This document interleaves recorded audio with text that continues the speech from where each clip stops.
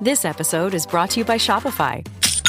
That's the sound of another sale on Shopify. The moment a business dream becomes reality. Shopify is the commerce platform revolutionizing millions of businesses worldwide. They simplify selling online and in person and provide 24/7 support so you can focus on successfully growing your business. Sign up for a $1 per month trial period at shopify.com/offer22, all lowercase. This is Optimal Startup Daily, episode 856, The Short but Powerful Guide to Finding Your Passion, by Leo Babauta of ZenHabits.net. And I am Dan, your personal narrator here, and I'm going to get right to it now as we optimize your life. The Short but Powerful Guide to Finding Your Passion, by Leo Babauta of ZenHabits.net. Following your passion can be a tough thing, but figuring out what that passion is can be even more elusive. I'm lucky. I've found my passion and I'm living it. I can testify that it's the most wonderful thing to be able to make a living doing what you love. And so, in this little guide, I'd like to help you get started figuring out what you'd love doing. This turns out to be one of the most common problems of many Zen Habits readers, including many who recently responded to me on Twitter. This will be the thing that will get you motivated to get out of bed in the morning, to cry out, "I'm alive, I'm feeling this, baby," and to scare your family members or anyone who happens to be in yelling distance as you do this. This guide won't be comprehensive and it won't find your passion for you, but it will help you in your journey to find it. Here's how. 1. What are you good at? Unless you're just starting out in life, you have some skills or talent, you've shown some kind of aptitude. Even if you are just starting out, you might have shown some talent when you were young, even as young as elementary school. Have you always been a good writer, speaker, drawer, organizer, builder, teacher, or friend? Have you been good at ideas, connecting people, gardening, selling? Give this some thought. Take at least 30 minutes going over this question. Often we forget about things we've done well.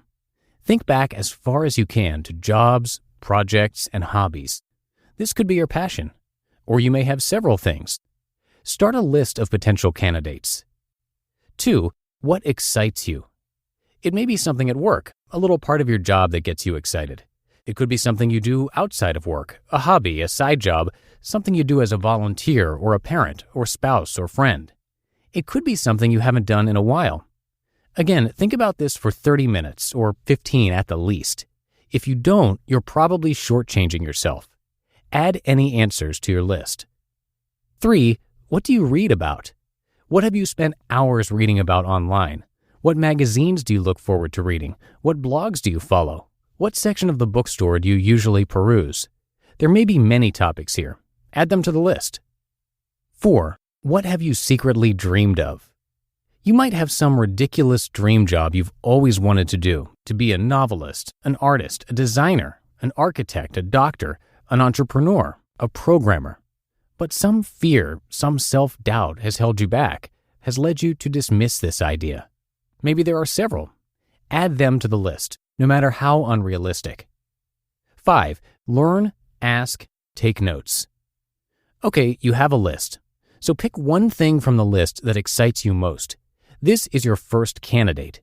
Now read up on it, talk to people who've been successful in the field, through their blogs if they have them, or email.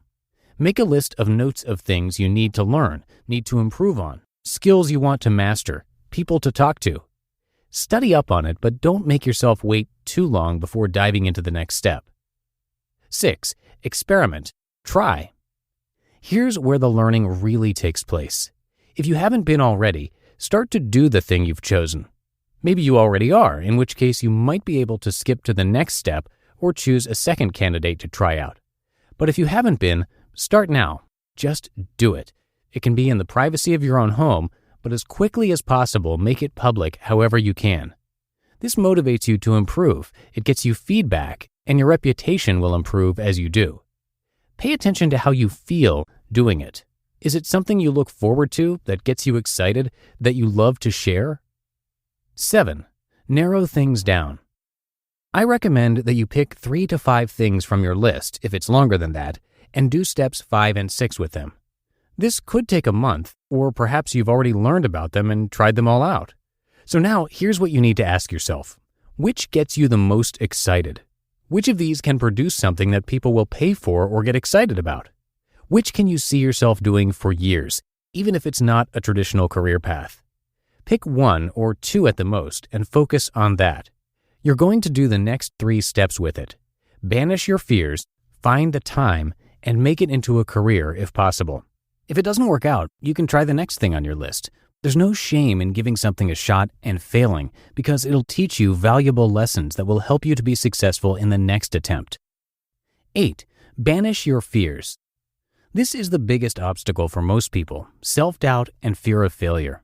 You're going to face it and banish it. First, acknowledge it rather than ignoring or denying it. Second, write it down to externalize it. Third, feel it and be okay with having it. Fourth, ask yourself, what's the worst that can happen? Usually it's not catastrophic. Fifth, prepare yourself for doing it anyway and then do it. Take small steps, as tiny as possible, and forget about what might happen. Focus on what actually is happening right now, and then celebrate your success no matter how small. 9. Find the time. Don't have the time to pursue this passion? Make the time.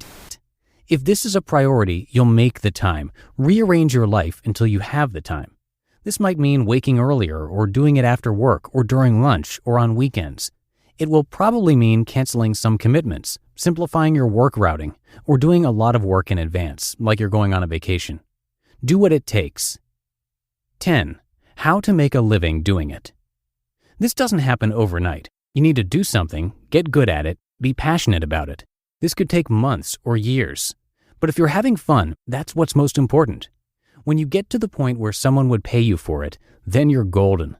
There are many ways to make a living at that point, including doing freelance or consulting work, making information products such as ebooks, writing a blog, and selling advertising. In fact, I recommend you do a blog if you're not already. It'll help solidify your thinking, build a reputation, find people who are interested in what you do, and demonstrate your knowledge and passion. I told you this wouldn't be easy. It'll require a lot of reflection and soul-searching at first, then a lot of courage and learning and experimentation, and finally, a lot of commitment. But it's all worth it, every second, every ounce of courage and effort. Because in the end, you'll have something that will transform your life in so many ways, will give you that reason to jump out of bed, will make you happy no matter how much you make. I hope you follow this guide and find success because I wish on you nothing less than finding your true passion. You just listened to the post titled, The Short but Powerful Guide to Finding Your Passion by Leo Babauta of ZenHabits.net.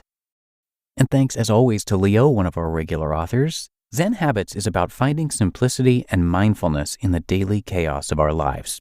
It's about clearing the clutter so we can focus on what's important, create something amazing, and find happiness. The site has over 1 million readers and was named one of the top 25 blogs by Time magazine. And if you enjoy Leo's work, you can come check out our other shows where we narrate even more of his content. And that's because he writes on so many different subjects that correspond to our shows. So you can find all of our podcasts by searching for Optimal Living Daily, wherever you're hearing me right now, and then hit subscribe or follow in the podcast app of your choice to make sure you get the new episodes every day.